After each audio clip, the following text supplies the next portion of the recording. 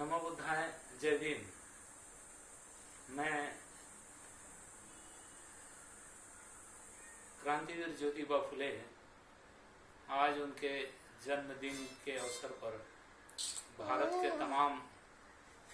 लोगों को मैं हार्दिक मंगल कामनाएं प्रदान करता हूं। महात्मा ज्योतिराव फुले जिन्होंने भारत देश के तमाम महिलाओं के पक्ष में उन्हें न्याय देने के लिए लड़ाई लड़ी, उन्हें शिक्षा देने का प्रयास किया और भारत की तमाम महिलाओं को आज हम देख रहे हैं कि उन्हें शिक्षा प्राप्त हुई है। और महिलाओं के उद्धार के लिए ज्योतिराव फुले ने अपनी पत्नी सावित्रीबाई फुले इन्हें सबसे पहले उन्होंने पढ़ाया और उन्हें शिक्षिका भी बनाया। और बस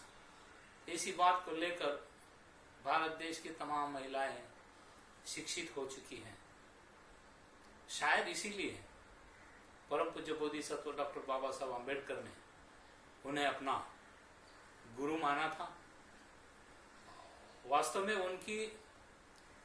महात्मा ज्योतिराव फुले के साथ में कभी भी मुलाकात प्रत्यक्ष रूप में नहीं हुई थी।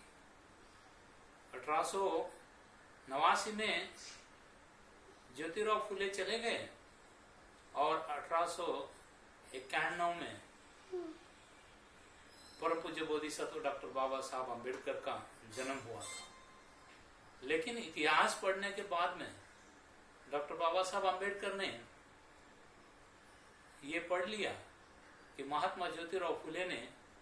इस देश की जो वर्ण व्यवस्था है, इस देश में जो असमानता है,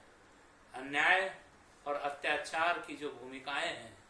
इसका विरोध किया। और इसी के कारण भारत देश के तमाम पिछड़े, अन्याय अत्याचार से ग्रसित महिला और वर्ण व्यवस्था में जितने भी लोग शिकार बने थे, वे सब लोग आजाद करने की आवश्यकता है। और इस बात को ध्यान में रखते हुए परम पूज्य बोधिसत्व डॉक्टर बाबा साहब अम्बेडकर ने भारत देश के संविधान में कानून ही लिखा और उस कानून के तहत आज बाबा साहब के संविधान के तहत भारत देश के तमाम महिलाएं, तमाम जिनको अन्याय अत्याचार से ग्रसित किया गया था, वे सब लोग आज एक प्रगति पथ पर है, अपना सुखी और खुशहाल जीवन जी रहे हैं। मैं भारत में परम पूज्य बोधिसत्व डॉक्टर बाबा साहब अम्बेडकर द्वारा स्थापित दी बुद्धिस्ट सोसाइटी ऑफ इंडिया अर्थात भारतीय बौद्ध महासभा, जो बाबा साहब की बहु आदरणीय श्रद्धेया महोपासिका मीराबाई जी अम्बेडकर जो राष्ट्रीय अध्यक्षा है, और बाबा साहब के पोते आदरणीय भीमराव यशवंतराव अम्बेडकर जो इस संस्था के राष्ट्रीय कार्याध्यक्ष हैं,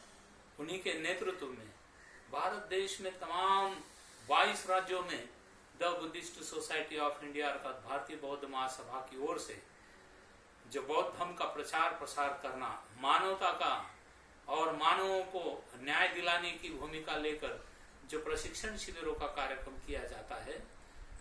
आदरणीय महोपासिका मीराबाई जी अम्बेडकर के नेतृत्व में सारे देश भर में यह काम चलता है।